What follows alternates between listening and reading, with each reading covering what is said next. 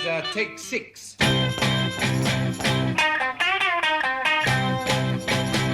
This is a 67. This is a 2002 Gretsch Tennessean. Whatever you guys are smoking, I need it. It looks like not as dark as George's. I have been converted. Cut this part out, Ryan. No. Listen to this.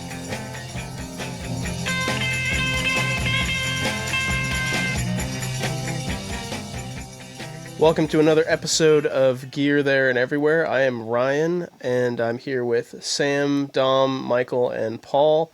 And today we're talking about the Gretsch Tennessean.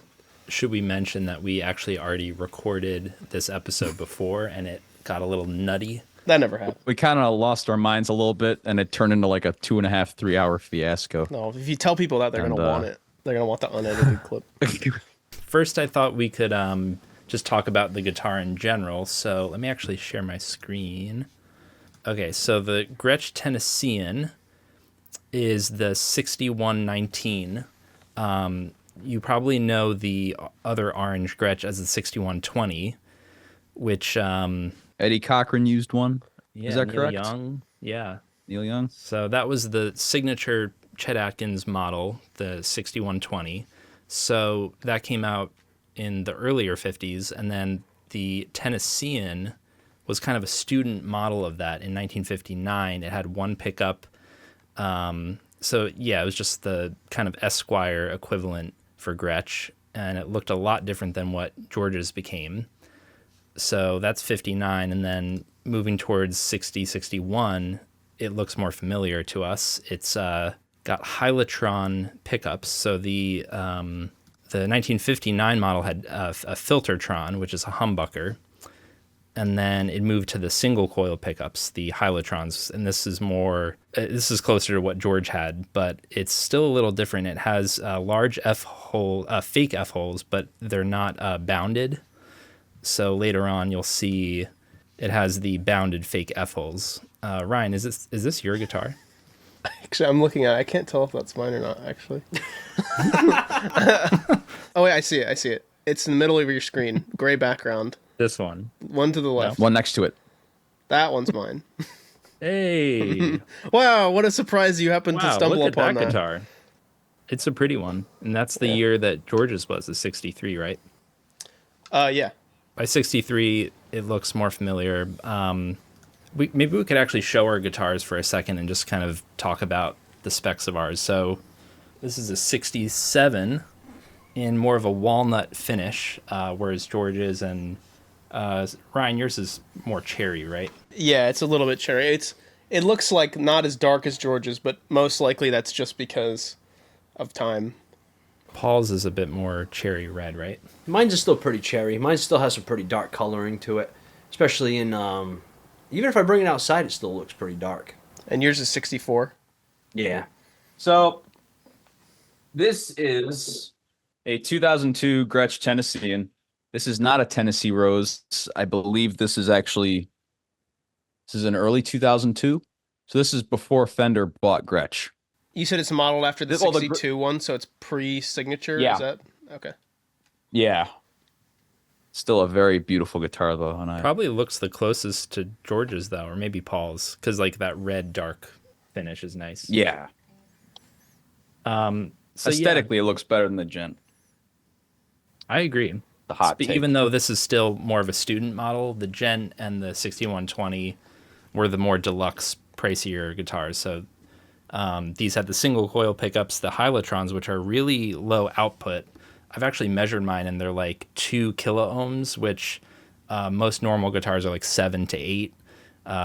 Metal active pickup guitars are more like 14 or something. So these are very quiet and spanky and bright. And let's maybe mention the differences between the models, like going forward from, so like you said, 62, it doesn't have the Chet Atkins signature, right? And then after that, it does. I think I got That's that right. I didn't realize that. Yeah, 61. So it's a little different. Look at the size of those F holes, too. Yeah. They're bigger. That looks closer to what ours is, but like that one, yeah. Like this one especially, you see the F holes are really big. What's up with that control panel, too? Oh, that's weird. Go I back to actually the don't last know. picture you had up, Sam. Right there. Oh, no, it wasn't that one. Right there. That one looks like it's unbound F holes, which is weird. Small with unbound F. Whereas There's probably a transition period. Yeah, there's a transition. I was actually going to mention Jerry and the Pacemakers because his Gretsch was that's not his. There's Yeah, it no doesn't- bound F Yeah. holes, but it's I don't know, like a 62 maybe, somewhere in between. And does he have the signature on it? I can't tell. Yeah, I can see it well Think on that one so. at least. I think so, yeah. So the signature got added before the F holes got binding. So yeah, transitioning. Actually, I think the body depth changed. I actually have. Mark Agnesi trying to sneak into an episode. So this is Guitar HQ. They're the best. So the original 1958. Oh, I'm sorry. It was earlier than 1959. 2 5/8 inches thick body, and then 61 was 2 1/4 inch, and then ours would be 2 inches. So it got thinner over time. You get the 0 fret as well, Yeah. and yeah. So Jerry and the And then after Pacemakers that- used one. The only main difference is the tuners, right? Oh, we also get the nameplate on the headstock. Oh, that's right. In 64 That was that around added. So like 64. Yeah. mine is a 63. 67, they Yeah. added the plate. Yeah. Oh, really? That late? I thought he was in 64. Wow. 64, yeah. Maybe we could cover that before. I Because thought it was 67. mine doesn't have it. It's a 63, and you can see the shape of the tuners. And then Paul's has different tuners. Yeah, mine too. And it also has the serial number on the back there, whereas your guys Yeah, would be on mine- the side. I can try to show it. My serial number is on the end. Oh, come here. My serial oh, yeah, number. here's a you can see- 66 with the you the go. plate on it. So it looks like it was earlier than that. I actually had a someone reach out to me talking about their 66 Tennessean, and they said it had Dynasonic pickups, which I'd never seen Oh, that's weird. in one. And I don't know if that's original or not, but he insists that the factory custom made it like that, which is pretty interesting. So, and then in 67, Baldwin acquired Gretsch. So right after mine, this is in early 67. But then the Baldwin years were kind of rough and they changed a lot and the glory days were over. Yeah, I just checked in 64, late 64. It looks like they started adding the plate to the headstock. You guys all right? So I guess that goes. We're basically through the history. So now we can talk about the Beatles' use of it. So like you said, Jerry Morrison was probably one of the first guys, like in our, I guess, group of Beatles era musicians to have one.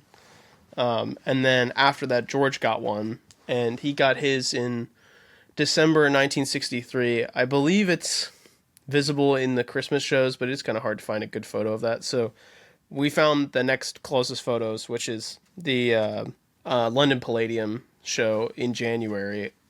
The Beatles Gearbook also lists that as being the first performance of the Gretsch being shown. The London Palladium. Yep. Oh, okay. Really? Because he apparently did use it for the Christmas 63 shows too, but we don't have pictures. I actually have some audio clips of him using the Tenny that night. Oh, that's right. If you wanted me to play some. Yeah, let's play that.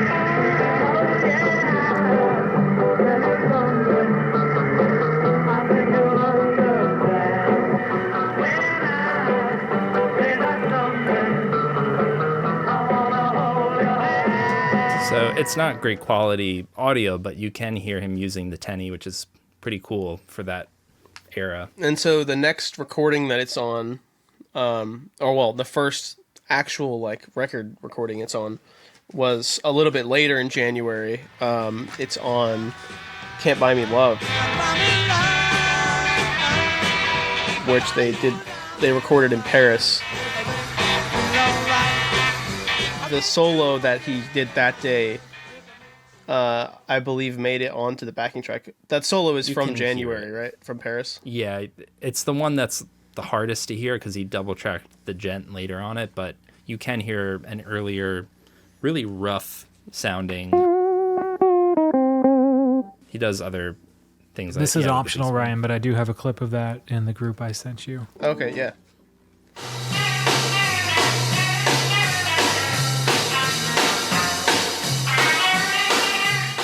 That's the actual album solo. How did you get it so clear? Yeah, so Magic that's Man. the double-tracked Wow. country gent on top of I'm the convinced. Tennessean, which is underneath. Yeah, the Tenny's thinner for sure. We could note that he did have the gent that day of recording. There's some pictures of the gent, but why I think he did also use the Tenny in Paris that day was also because they were playing Paris shows, and you see that whole week he was using the Tenny a lot. So. And then if we go a little farther into February, do we know if it went overseas to America, to Ed Sullivan with them? Yep. It It's did? on the stage when they went to the Washington. The Coliseum. Oh, Is you're it saying really? Ed Sullivan. I've never seen that. But yeah, at the Washington, when the thing that they had to turn Ringo on, you see Yeah. at the very end of the show, it's sitting on the stage on top. I didn't Oh, realize No that. kidding. That's cool. I was wondering if we could pause for a quick second and just talk about why would George get another Gretsch? Because in our 63 George episode, we discussed he used a Firebird actually that year, Duo Jet, and 2 Country Gentlemen's, and then he decides to get the Tenny. So, like, why do we think he did that? I think he did it because of Chet Atkins.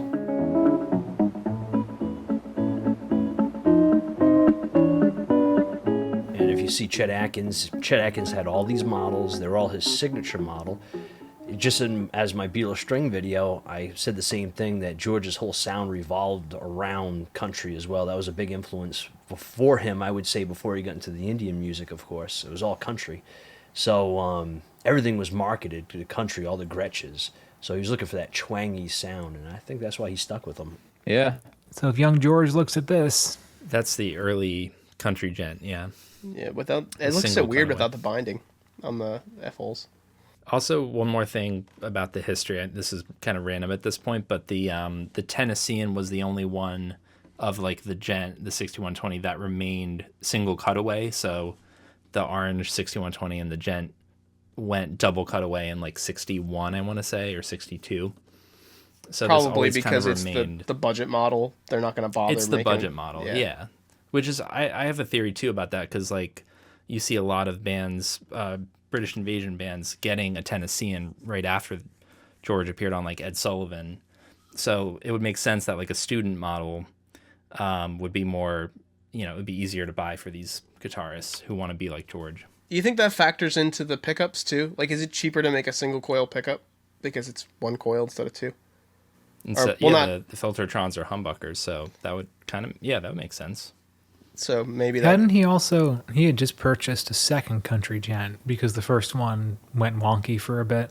So maybe in preparation of the American tour, he wanted a second backup Gretsch, but thought, why not try things new? And the Rick 425 wasn't going to be a adequate backup, maybe. So if anybody's interested in the price of them back then, in the Beatles gear book, it has it listed as them being for sale for $350. And if you take $350 in 1963 and equate it to 2024, we're looking at $3,500. So it was still super expensive. Still super expensive. Yeah, a lot of all guitars. this stuff was. I mean, even Super Beetle, all the amps back then. Don't want to get into a big story on it, but even the AC-100s, almost no bands owned one. They were all leased. The Beatles, I think, were the only ones for a long time that actually owned the AC-100s, because everything back then was just so much money. Only like the Hofner was cheap, right? Yeah. Yeah, so then we get into, I guess, February. In February, they're doing Hard Day's Night, and they're back in London doing it at EMI. And there's one photo in this session here where you can see the Tennessean on the floor, and everyone's just looking over at it. But yeah, I mean, it's obviously there. And this is the day they did "And I Love Her." Tell me why, and you can't do and that, right? If I Fell was the other one. If I fell. Yeah. And obviously it's not on "And I Love Her," and it's not on. It's If I on Fell. Tell Me Why. But we're pretty sure it's on "Tell Me Why," which was a bit of a surprise, actually. So I can pull up this this clip real quick. I'm giving up the business. Come on, George. Come on, we're doing it. We're on. George is tuned up. And so you can hear that guitar that is on the left Picking there up the business. is George tuning, and it has that like dead, well, like I guess I don't know what to call it, but like the really low output Clunky? It's pickup. clunky. Yeah. I'm giving up the business. Come on, George. We're on this one. Come on, we're doing it. We're on. That's Hard Day's Night. So do we want to talk about what other songs on A Hard Day's Night it's on? I've got Happy Just to Dance With You. There's a guitar behind John's kind of choppy rhythm part. Did we mention that one the last time we did this? Sure.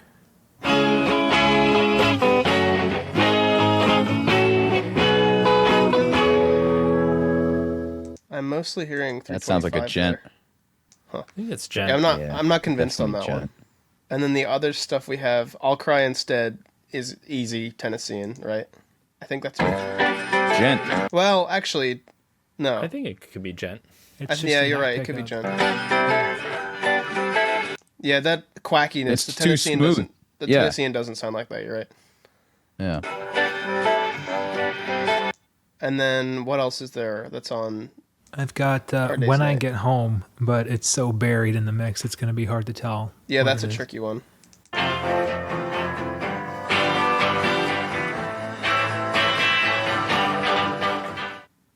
Yeah, I can't even tell. Yeah, that's everything for Hard Day's Night, right? Yep.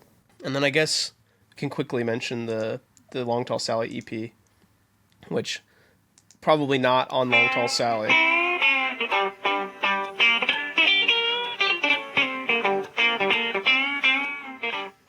Yeah, definitely not thin enough on Long Tall Sally. You don't think right? that's the Tenny?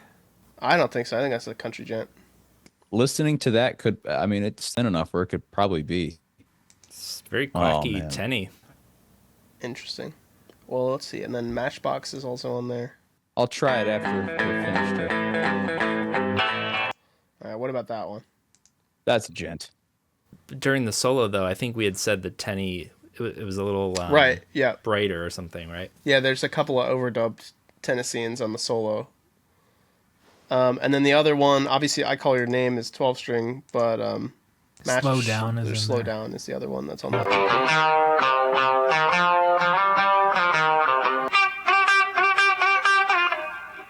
Yeah, I would say that's the gent. The bit right after that's Yeah. not in there, where the two notes are doing the tritone, that I don't think you can get it to sound like that on a Tennessean. Yeah. So yeah, then we're done with the Hard Day's Night era. Wait, Ryan, is there a Matchbox solo isolation? Somewhere.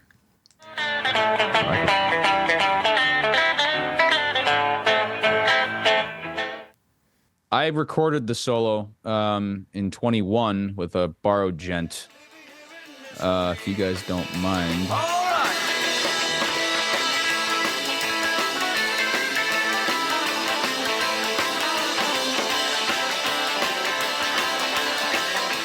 I mean, that's it.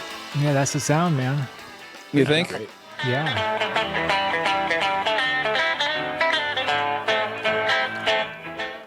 I have to get some rounds for my gent. These flats aren't making those sounds. Someone else. Well, I guess maybe is that a good transition point for Paul to take over for a little bit? Yeah, I could talk about the strings on it. So Maybe Paul has like made some major discoveries in the last couple of months. Basically, what led me into all of this was this picture.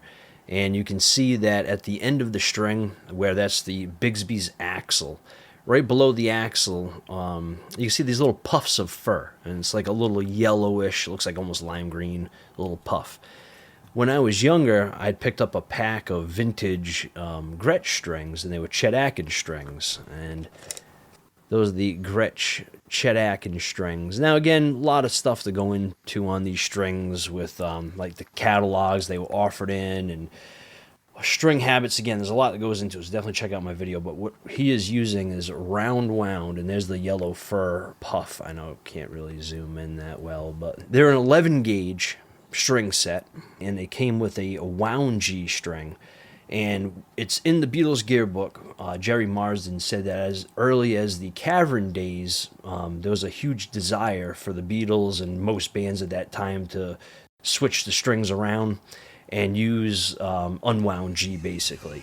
So all the bends that you hear when it's Kansas City, all these little things that you always heard, we would just listen to a song where it was doing a bunch of bends. That's all the round wound string with a unwound G.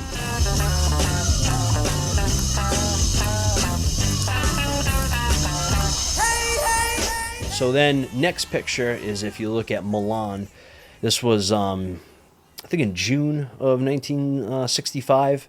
This was for their European tour, just before they came to America, of course, before Shea Stadium. And you could see in the picture, you can still see that there's 2 yellow puffs of fur. And you can see some of the puffs are gone. So basically what he would do is he would break individual strings, and as they broke, he would just replace them with other strings.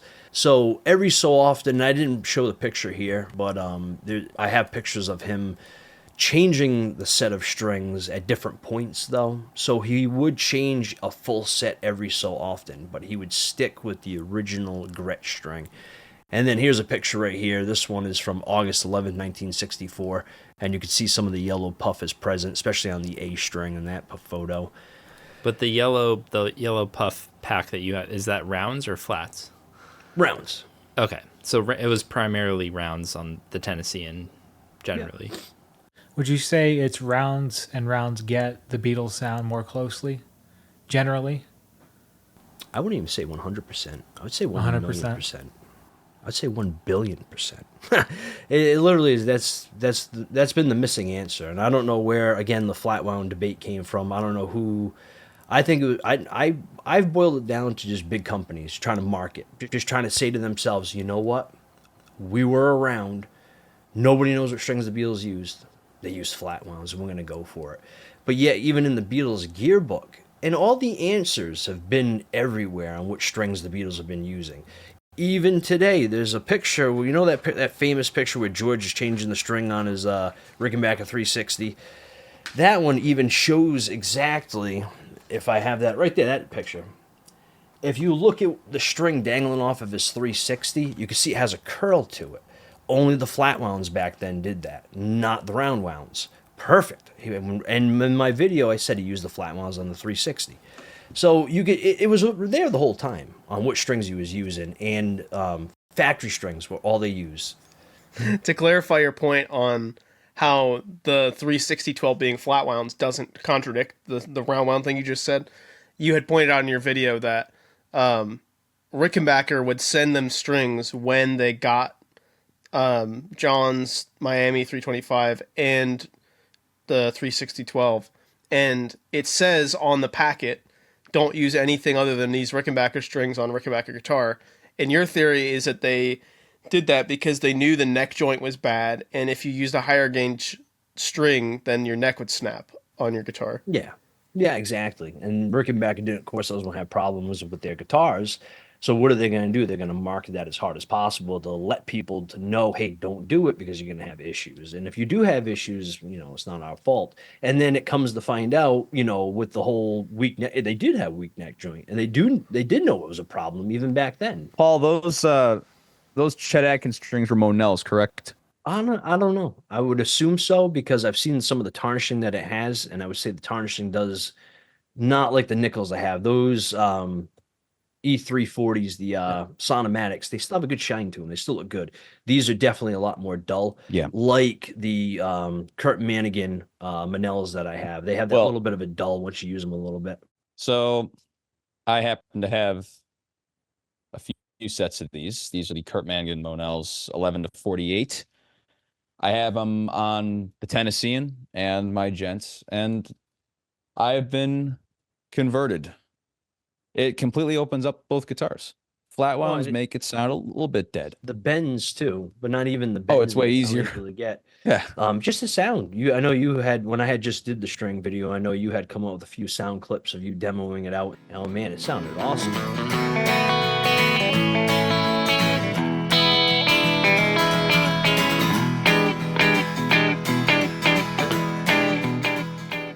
So with that, we can move into the Beatles for Sale era. So now we're in later 64, and one of the big changes here is that the Beatles moved from AC50 amps to Vox AC100s.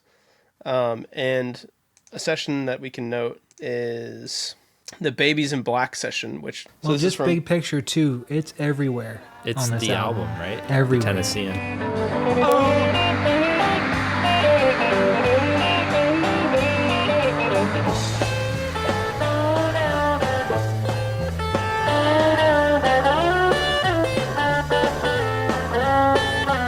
The whole Tennessee. album, essentially, isn't it? Yeah. So the thing that's pretty interesting about this song is that there's a few volume swells, and you can see here they didn't yet have a volume pedal. John would sit in front of him and turn the volume knob on George's Tennessean while he was playing, which, I mean, for one thing, makes it kind of difficult to replicate if you're going to try to do it the exact same way.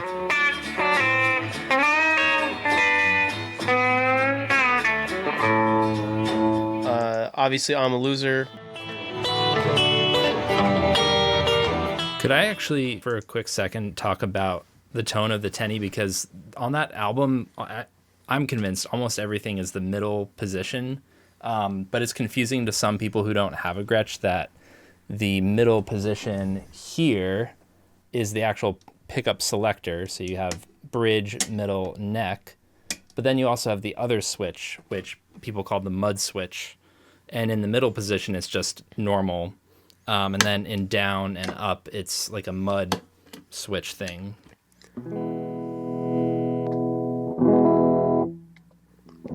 So, I don't know. I'm convinced that most of the album is the middle position, except for some lead stuff in the bridge And pickup.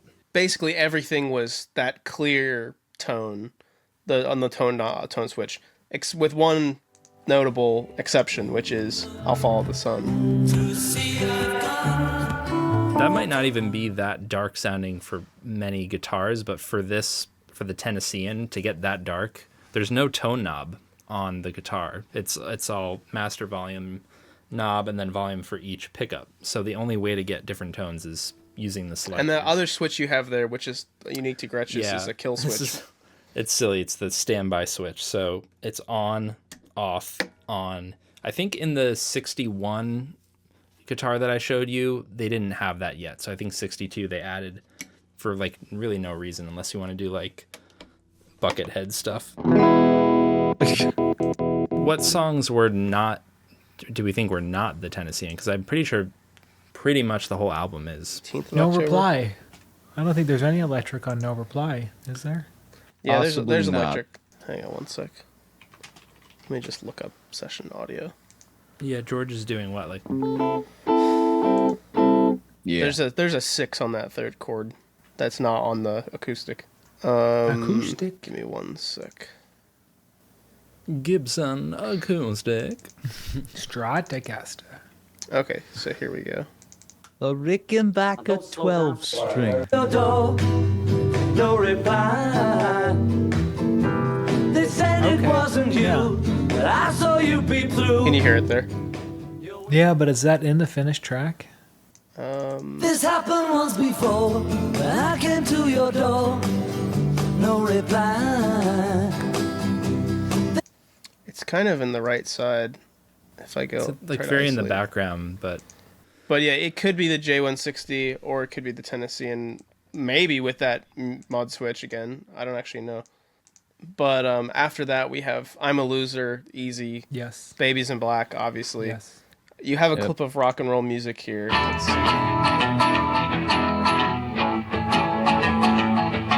Yeah, definitely.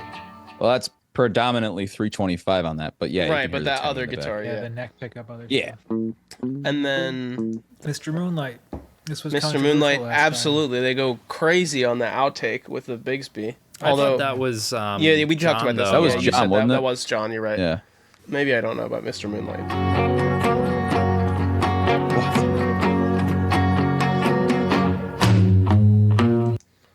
That one Yeah. could be the gent. I don't know. Uh, That one's a Probably little harder Tenny. to say. Kansas City, obviously Tennessee, and then we have the Yeah. video, which sounds exactly the same. The solo's fantastic.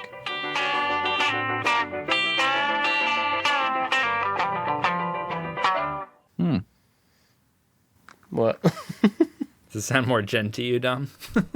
no, that like note at the end. Dun-dun. Oh yeah. Yeah. Oh, my life is a lie. And then 8 days a week, I think we said probably. Yeah. Yeah, that sounds like it to me. Definitely I Don't Want to Spoil the Party. Definitely on the Words of Love. And then the two Carl Perkins songs, Honey Don't and Everybody's Trying to Be My Baby. Also, Leave My Kitten Alone, outtake. Bad Boys a little bit was recorded in the Help sessions, right? Was Yeah. it? Yeah. So Right. while we're here in the Beatles for Sale sessions, I can mention there's in the past been question as to whether George's Tennessean was a 63 or a 64, and Nick Martellaro, I believe it was this photo or a similar one, maybe this one. But there's some photo from here, and Nick Martellaro made his video trying to figure out what the serial number was. And he actually found the guy, I think it's the son of the guy who took those photos, because it was for the Beatles Book Monthly. And he actually, the guy sent him a new scan of like the negatives at a higher resolution, which is amazing.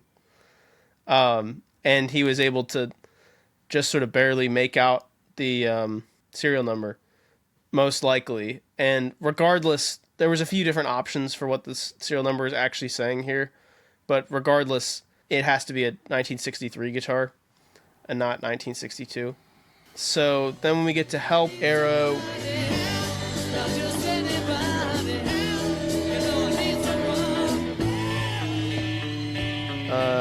February 19th. So this is Ringo. This is You're Gonna Lose That Girl. Yeah, the You're Gonna Lose That Girl session, which we also pointed out in our last video, that the hootenanny is on the floor next to George too. But he's obviously using the Tennessean here, and there's the hootenanny, and he's playing it into the Vox AC100. You can see John's Strat in the background. I didn't notice that guitar. But he is probably that used the Texan? the Strat on the song, right? Yeah. Yeah, for this song, most likely the Strat is on the solo, and Disagree. I guess I'm not sure about the rhythm part, but the solo is probably the Strat. I Paul, what do you disagree. I think it's the Tenny. There is some debate. Well, you know what? I want everybody, our fans, comment below. Let us know what you guys think. Do you think it was the Strat? Do you think it was the Tenny? Or, Michael, you had said the Gent, possibly? For the lead, I think it's the Strat on the rhythm. Oh, you think it's the Strat. Oh, on the rhythm, but what do you think about the lead? Oh, you're gonna be Gent. starting fights in the comments Yeah, the section. The Gent. Yeah. Well, I have, speaking of Help, there's George Martin made some notes during Help. So we Right. do know, like, for sure, for some songs, what was used. Unfortunately, not that song. But we actually know that If You Got Trouble, the solo was Rocky, or what was to become Rocky. Oh, is that right? And to my ears, the tone is exactly the same on If You Got Trouble solo and You're Gonna Lose That Girl. So that's why I believe it's the Strat. Yeah, that sounds like a Strat.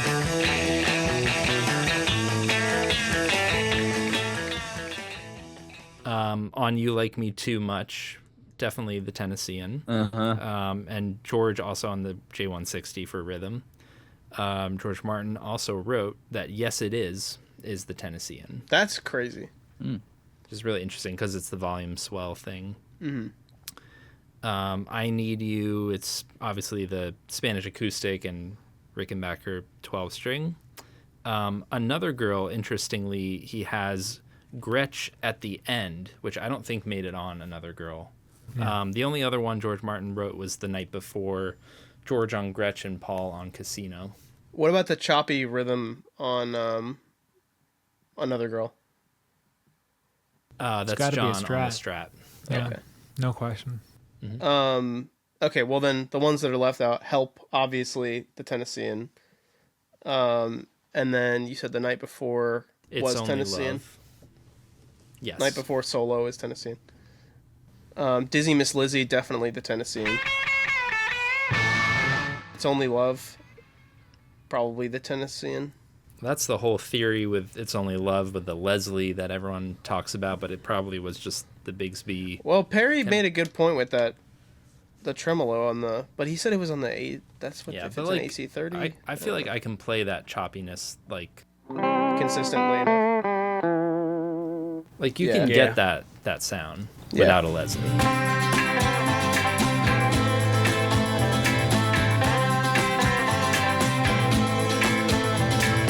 You could have been going for a oh man, of course now I just forgot the guy's name. Guy from cut this part out, Ryan. No, You were Keep so it in. close. Hank Marvin. Oh, yeah. So Shadows. Apache, you know how he always did the Bigsby. I wonder if he was trying to that song, trying to imitate it a little bit. Well, one that we didn't mention, which I just want to clarify. I've just seen a face. Probably J160 plugged in. That's what I thought. Ooh. There's no. I was electric sort of on up it. in the air on that one. I don't think it's the Tennessean though. I've just seen your face has an electric guitar. Yeah. Intro. Yeah. It's barely amplified too. There's no way you're gonna be able to tell. Oh, we will see about that. Almost sounds like direct injection.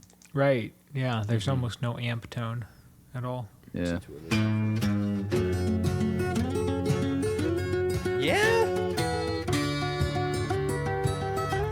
Man, you guys are Not smoking necessarily. that good shit. I gotta get whatever you guys have been smoking. It might not be plugged in at Maybe all. not. Because I thought in a different mix it sounded very electric. Yeah, me too. Here you go. Yes. Yeah. There it is. There it is. You think that's a casino? That sounds like J160. Yeah, J160. It kind of does. Yeah. Wow. Play it again. That's only at the beginning. Yeah. Yeah. I feel like only a J160 can make that Yeah, sound. that's yeah, it has agree. that weird Woody. tone Wow. thing. I guess whatever you guys are smoking, I need it because then they make me smarter, possibly. I You don't guys are smoking remember. smart stuff. Just come to my place, Paul. Yeah, I know. We're done I with think help. we're done with help except Bad Boy we didn't mention. Or did we? Yeah, I think I have a clip, but yeah, it's Tenny Okay. on the solo. Definitely. I'll humor you. I put so much effort into these did. goddamn You clips. did. I In appreciate it. January, the dead of winter, just for this episode.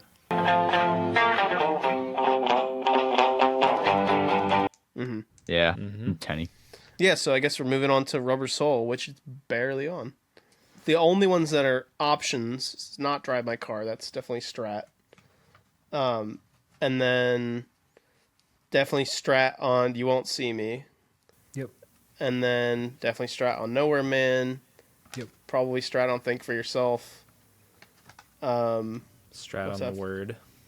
Yeah, then on Michelle is Michelle. interesting. It could be the mud switch thing, but I don't probably think. I think it's the mud 345. switch. It doesn't sound like a tone thing. Like the tone doesn't roll off the same way on a Tennessean as it would on like a ES345. Should I mean just to humor everyone, should I play Yeah, sure. it on the mud switch?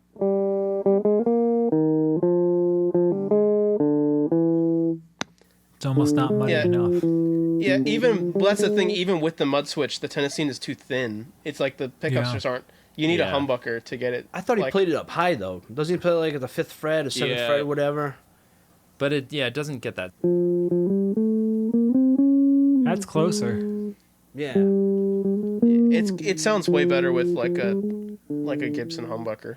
Just want to throw it out there at least. Yeah. Okay. What's after that? What goes on? I think it is on. Yep. What goes on. 100%. Which maybe makes sense because it's more of the country style. So, whereas everything else is George was getting really into Motown records at the time.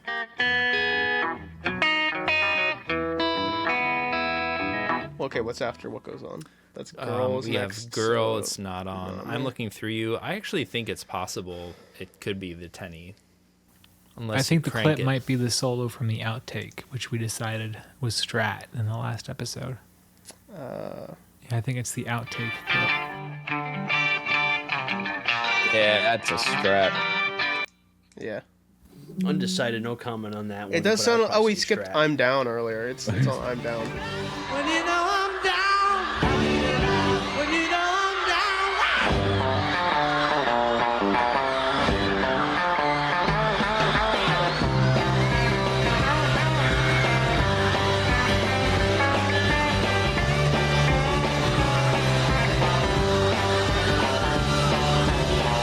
That's all, Tenny. Yeah, no brainer. Wait So obviously recorded during the help sessions, so it's possible. We skipped In My Life, too. I am more convinced, having done Strat on In My Life, that it's a Gretsch doing that lead riff. Is that Maybe right? it's with the mud switch, which I have on right now. I don't know. Yeah. And then you guys said maybe Run for Your Life. Well, which part are you talking about? I think the whole thing's Strat. We got the... I don't think George is doing a slide on the Tennessean. Yeah, what about the slides up?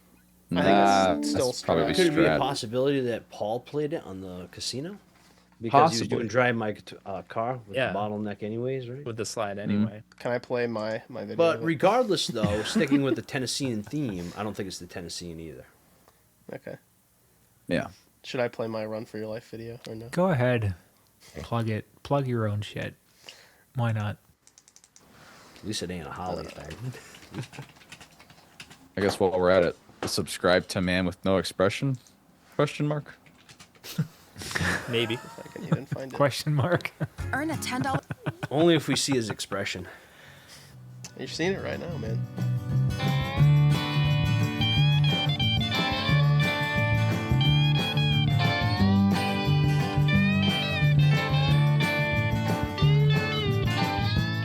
Yeah, it sounds like it. That's that. Doo-doo-doo-doo. Yeah, you can't do that on a Tennessean. The solo, definitely. I think we're approaching the death of this guitar. November 4th, 65, What Goes On was recorded. Then Day Tripper was recorded October 16th. When was this accident that destroyed the Tenny? It's in Paul? December. Like December. And the 2nd. sessions were already done. But let's talk about Day Tripper real quick with Perry, because Perry did some sound testing on it, and I would say he nailed it pretty well. He Thinking cracked about it.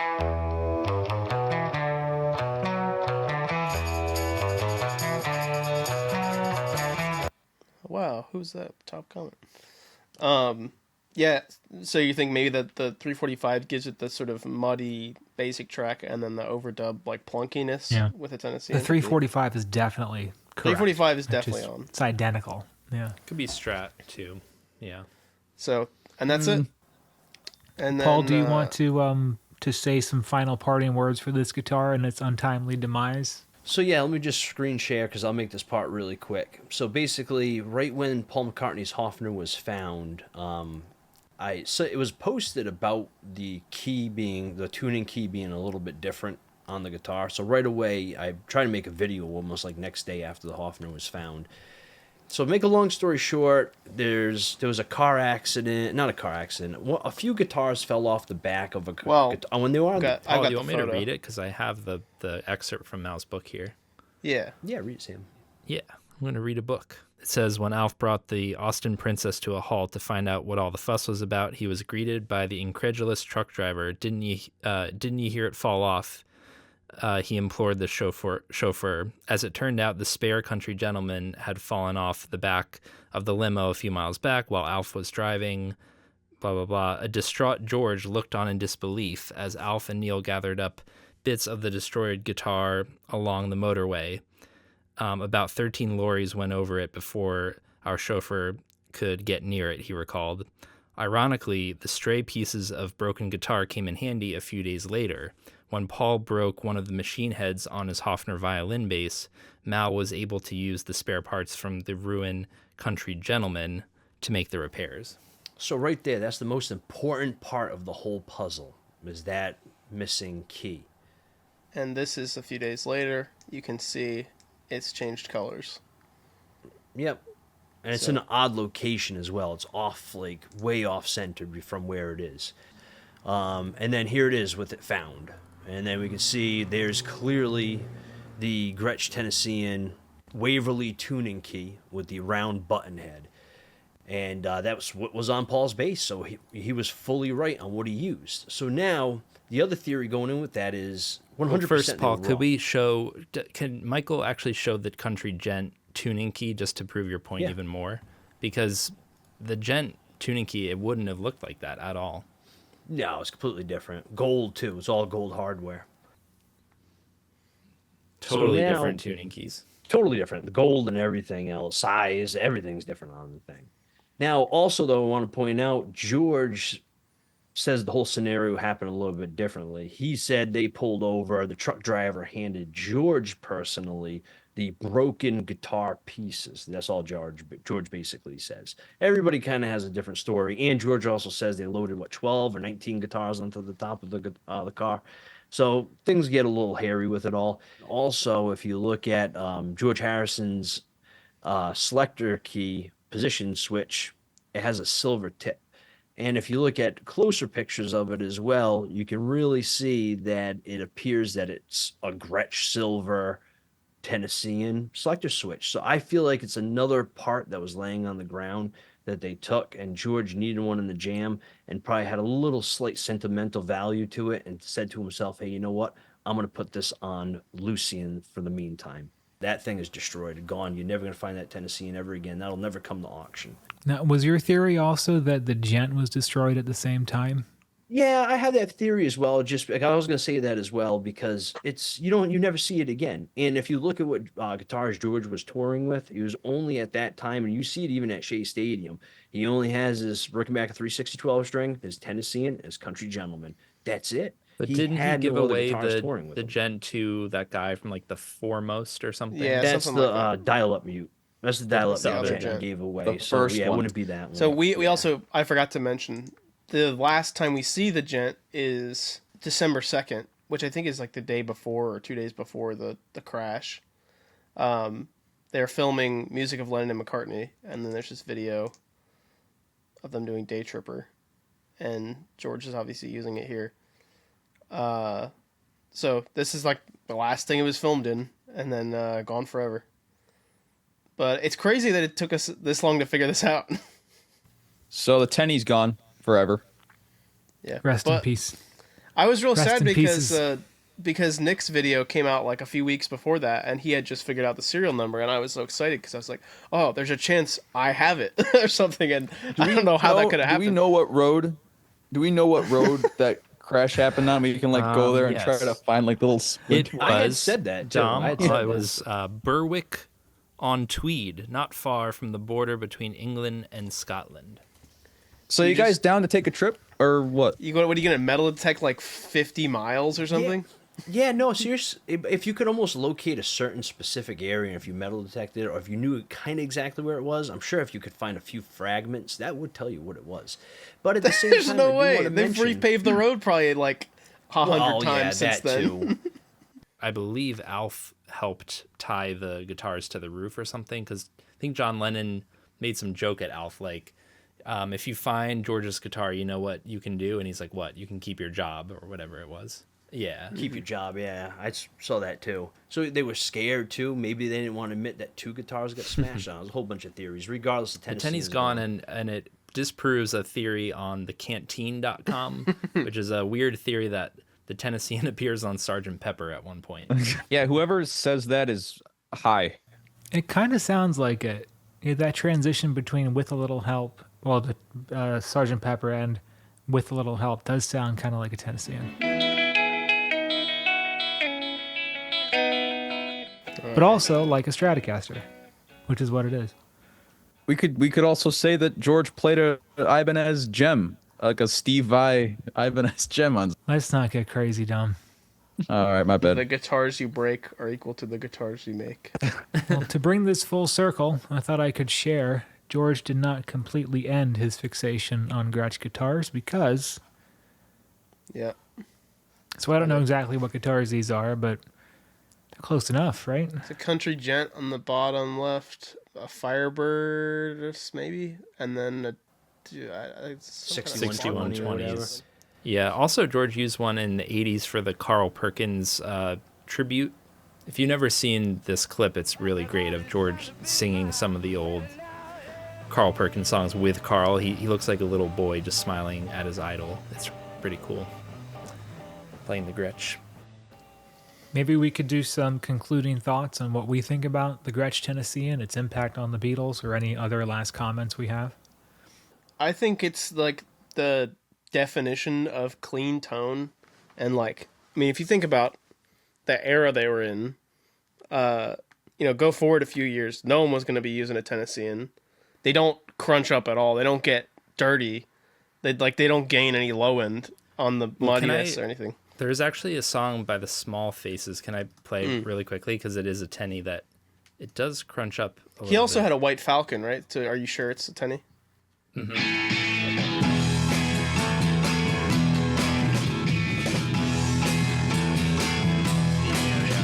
This one. Yeah, so Steve Marriott did use the Tenny on that album, which is probably the most crunch I've ever heard of Tenny. Which album is that? Or is that a live album? Just called The Small Faces, their first album. But like, it still doesn't have that much low end, so it's just like Not a great really sound in bright general. and like nasally. This is kind of interesting. I always thought, even as a kid, seeing the Tennessean, I always thought that it looked cooler aesthetically. It looked more rockabilly, and that's what I was into. It looked more rockabilly. It looked just more classy than the Gent. So I was always drawn towards that. But when you put a Gent up next to a Tennessean, Gent sounds better, I think. But there's no denying that the Tennessean had a huge impact on that sort of mid-Beatles sound. There's a whole bunch of bands that went and because they were fans of the Beatles went and bought Tennesseans. Yep. It was easier to get. Well, what's funny is for me, I never wanted a Tennessean. I wanted a 6120 because Pete Townsend is my hero, and I went to this Philly guitar show looking for some sort of Gretsch, maybe a Gent, I don't know, and then I couldn't really afford a 6120, so I got the Tennessean, which is kind of like what everyone else was doing if they couldn't afford a Gent, get the Tenny. So I fell in love with it because I love clean, twangy sounds, so it's become a favorite. I do wonder why they didn't put with a lot of the other Gretsches, you see the different pickups sort of across the board. Like everything gets Filtertrons stuck in it at some point, but So- they never put high-low-trons in anything else. Actually, they did put it in the 6118, which is the double anniversary, and Brian Jones Right, actually that's right, used yeah. that in the early Stones. So that's another. It does have real F holes, but there are some songs like the first two albums, maybe. If Brian's not playing the Vox Teardrop, you hear that. I would like to talk about vintage versus reissue. I think that when it comes to the Gretsches, the Japanese reissues are just as good, or if not better, than the vintage ones. With a lot of the electric guitars, I don't really think it matters too much vintage versus reissue, with the acoustics more. But especially with the Gretsches, though, the Japanese ones, I think they nailed it. And I think if you're in the market for a Gretsch, with some of the prices I've seen that some of the Tennesseans go for, I would say definitely go on Reverb, check it out, and try to get yourself a good Japanese-built used one. I guess in my mind, like, the Tenny was an upgrade from the Duo Jet, but George's playing hadn't quite evolved significantly after those early kind of clunky solos. Like, I'm looking at the list of all these songs: Can't Buy Me Love, Long Tall Sally, Slow Down, Rock and Roll Music, Kansas City. They're well played, but they don't give us a hint of the one after 909 solos we hear later, or the Let It Be album solo, or Octopus's Garden. So I would say this is more of a transitional guitar. It's difficult also because I associate the early Beatles with the Ed Sullivan lineup, with the Gent, the Rickenbacker 325, the Hofner. And to me, the songs he played there were all flowing, classy, well-played solos. But I don't know if when he got the Tenny, the Beatles were just already burned out on touring. But if you listen to the live performances with the Tenny solos, like, a lot of them aren't well played. They aren't, the guitar's out of tune even, like on Blackpool Night Out.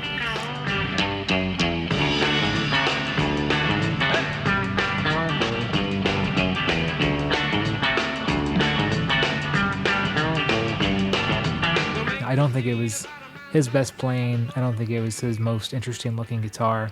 That being said, I think on some albums and some album performances, it does sound pretty great. Act Naturally, especially, 8 Days a Week, Day Tripper, if that's what it's on. So I have mixed feelings. Well, I mean, it shows you don't have one. Like, the rest True. of us were all interested enough to get one. Like, I mean, for me, I had my eye on this one in particular on Gary's website for like a couple of years before I bought it. And it was like, even before I was interested in the Birds at all, because obviously I have that connection. But yeah, like I just love, like I wanted to play all the Beatles for Sale stuff on it, and I really love that clean tone.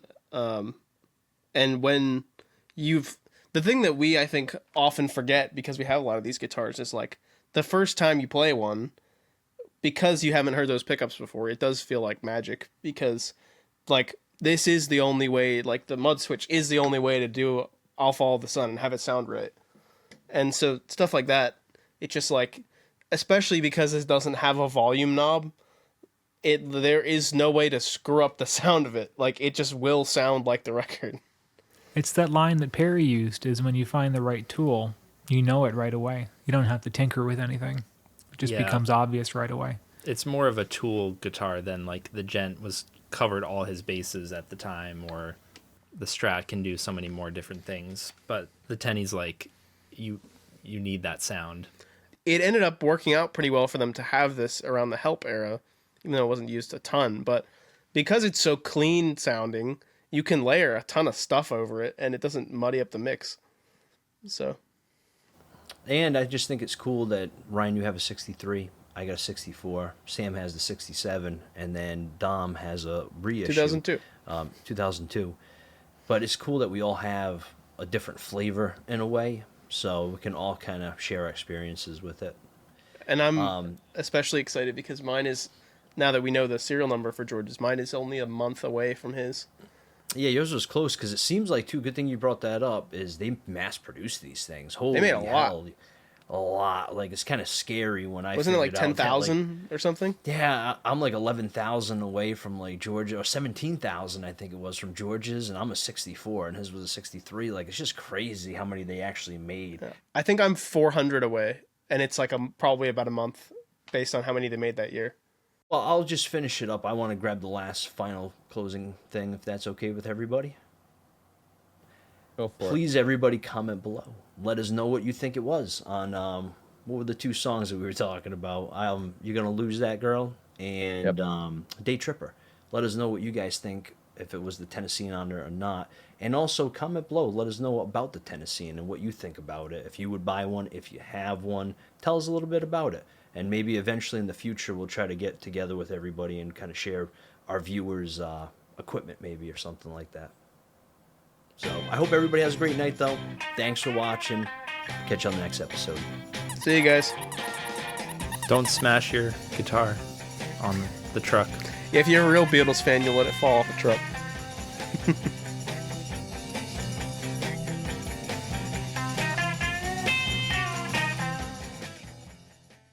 All right, bye, guys. Bye. Bye, everyone. Please don't leave us forever. After this one. All right, I'm going to stop my audio on that. Oh, gosh. How long That was is a that? fever dream. Mother of God, what was that? You may have to redo that one. Oh, that was a mistake. How long is this?